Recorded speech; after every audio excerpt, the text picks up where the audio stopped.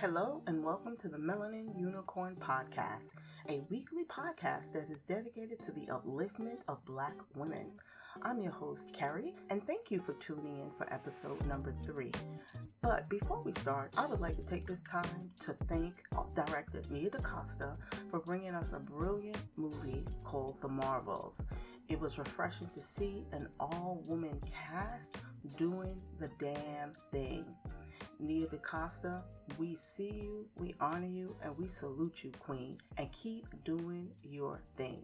And now, let's start the show.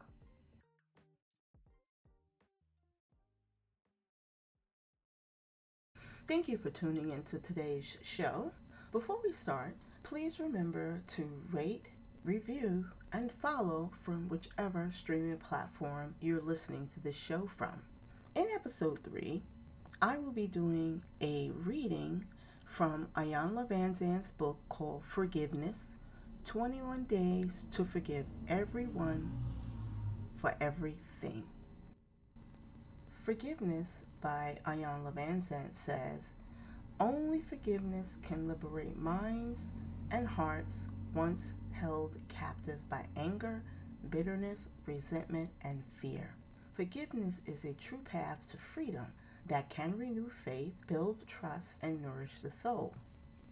So forgiveness doesn't mean agreeing with, condoning, or even liking what has happened.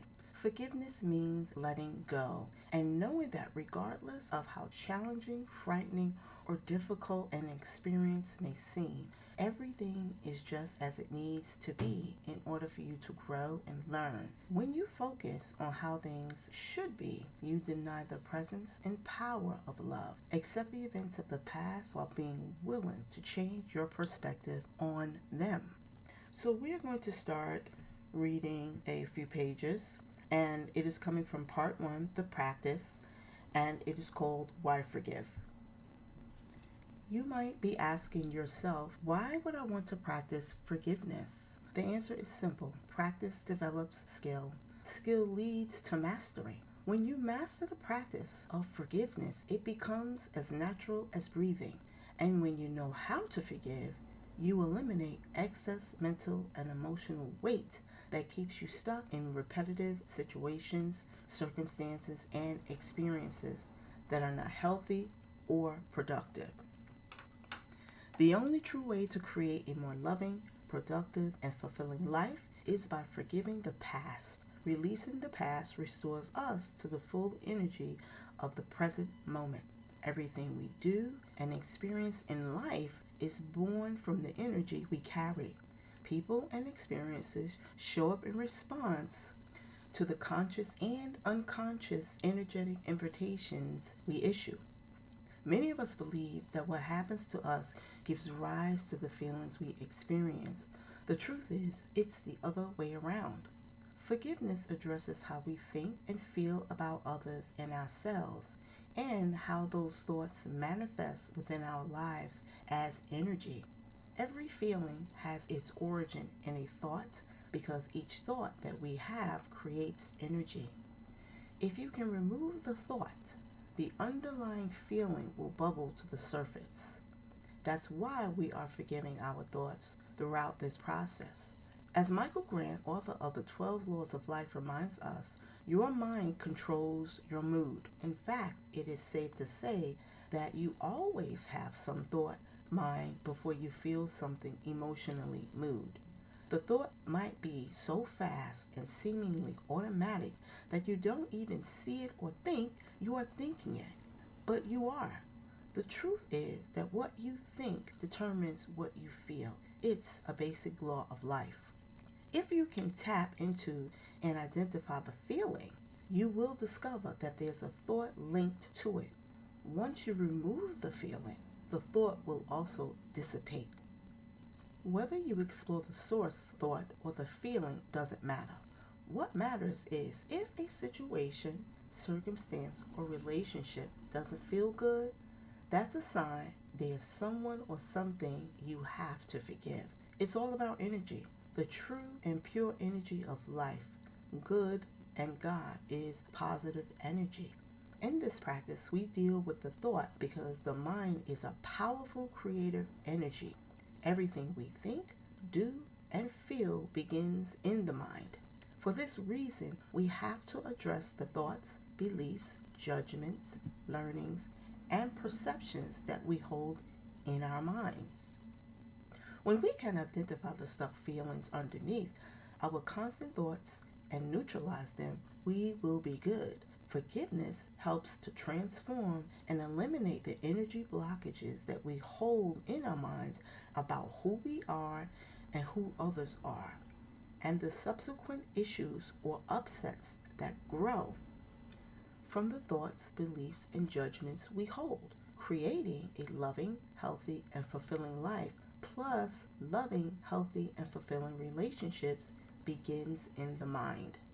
Many of us live in our heads because feelings can be frightening. It's easier to stay in our heads thinking, believing, and judging, since doing so seems safer than navigating through uncomfortable feelings. I refer to folks who live like this as neck down dead because there's no life below the neck. They think about everything and often come across as cold, detached, and unfeeling. And in many cases, they are just that. The energy of a feeling doesn't die or go away because we ignore or resist it. In fact, it is the energy of the unacknowledged feeling beneath the distorted thoughts that keep us stuck. Our feelings send harmonious or disharmonious energy signals throughout our bodies. Yet, if we drop our hands to our sides, sit in the feeling for a moment, and just breathe, instead of numbing out, the feeling will pass. Too often we choose to avoid feelings because they frighten us.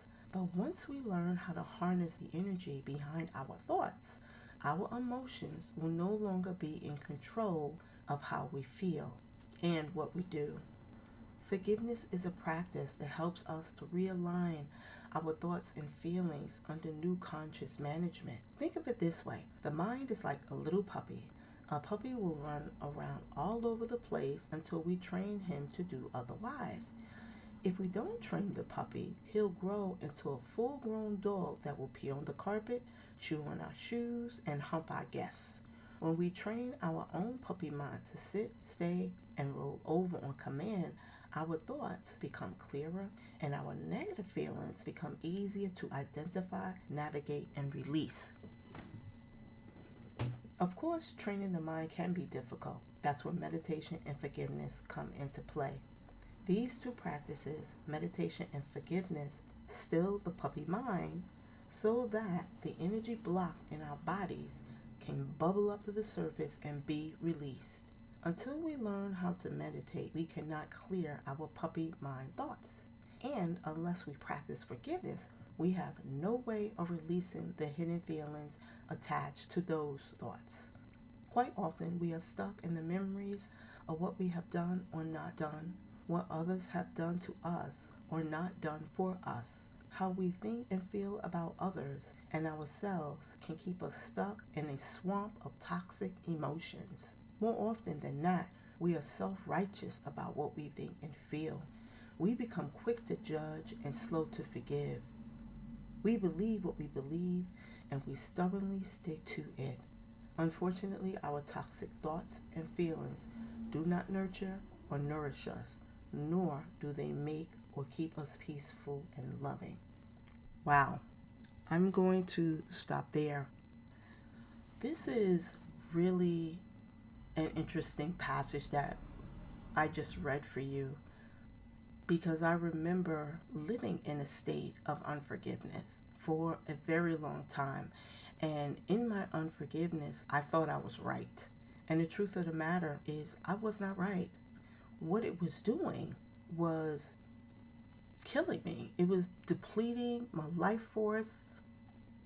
I thought I had joy, but I really didn't. And so I was just going through life thinking I was okay, thinking, I don't have to forgive that person or persons. Look what they did to me. Look what they said to me. And in my reaction to that, I became just like them.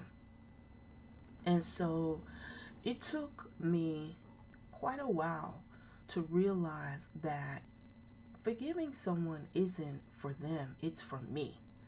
Forgiving someone frees me, lets me go on to live an amazing life.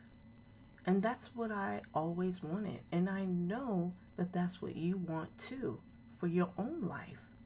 And I'm here to tell you that it's possible. It is incredibly possible. You can do it. It will take time. It doesn't happen overnight. But I promise you that if you practice little by little of letting go, the forgiveness will begin to grow inside of you. And for many of us, therapy has to be included in that. And that is okay, because for too long within our community, therapy wasn't an option. It was the the narration of, oh, black people don't need therapy, we don't do therapy, that's for other people. And because that narrative was so strong at one time, many people have suffered in their lives and unfortunately have died in their unforgiveness. But I don't want that for you, and I sure didn't want that for me. So I challenge you, I ask you to write down those who have hurt you, the names of those who have hurt you. Write them down, and next to their name, write, I forgive you. Now, this isn't going to be a quick fix. This isn't going to be, oh, I just wave a make believe magic wand and it'll all go away. No, no, no.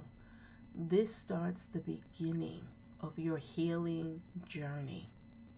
So, getting out a piece of paper, or if you are a journaler like I am, you can begin to write down the names of all those who have hurt you. Sometimes we don't even remember who the person was that had hurt us because it happened so long ago. And that's okay if you don't remember their names. Just write, I forgive you.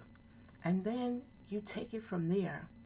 So, however you need this journey to look for you, whether it's therapy, prayer, meditation, all three, which I recommend, you will see that your life will start to become lighter.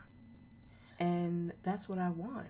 That's what I want for all of us, specifically for black women, because we carry so much stuff and that we shouldn't even be carrying. And so we have to learn how to release that and let it go. So my challenge to each and every one of us is to learn how to forgive everyone and to let them go. As we wind down the show, I would like to leave you with a quote from the great Nikki Giovanni. She is an American poet, writer, commentator, activist, and educator, one of the world's most well-known African American poets. Her work includes poetry anthologies, poetry recordings, and non-fiction essays, and covers topics ranging from race and social issues to children's literature. Miss Giovanni says, I really don't think life is about the I could have beens. Life is only about the I tried to do. I don't mind the failure, but I can't imagine that I'd forgive myself if I didn't try. So as we close this episode, where Miss Giovanni says that she couldn't imagine not trying, I want you to imagine and I want you to see yourself forgiving, releasing, letting go, however you need to phrase it in your mind. That's what I need you to start moving towards. And on that note, I would like to thank you for tuning in, and I'm so appreciative. Show notes will be available on Buzzsprout. You can also follow the show on Instagram at the Melanin Unicorn Podcast. I will see everyone again soon. And before we close out, I want you to remember that you are loved, you are excellent, you are beautiful, you are well, you are safe, and most importantly, you are you. I will speak with everyone soon. Take care.